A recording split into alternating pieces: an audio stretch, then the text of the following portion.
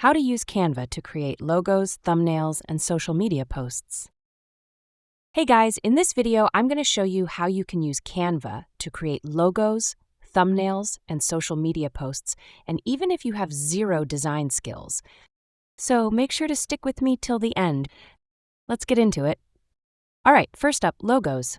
Once you open Canva, just type logo in the search bar, and it's going to show you hundreds of templates.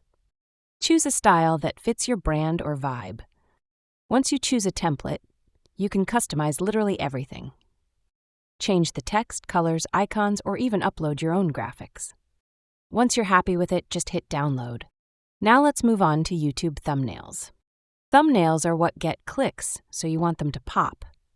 Search YouTube thumbnail. And again, you'll see loads of ready-made templates.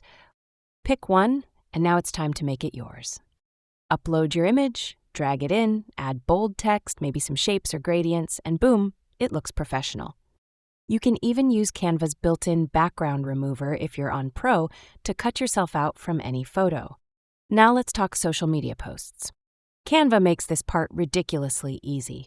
Whether it's for Instagram, TikTok, Facebook, or even LinkedIn, just search for the platform and Canva will give you the perfect size templates. You can pick a design that matches your style or brand, add animations, stickers, GIFs, and more. It even lets you schedule posts if you connect your accounts, which is super handy if you're managing a content calendar. So, yeah, whether you're just starting out or already creating content, Canva is seriously one of the best tools out there for design.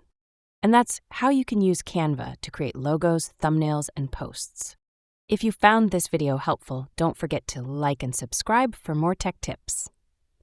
Thanks for watching.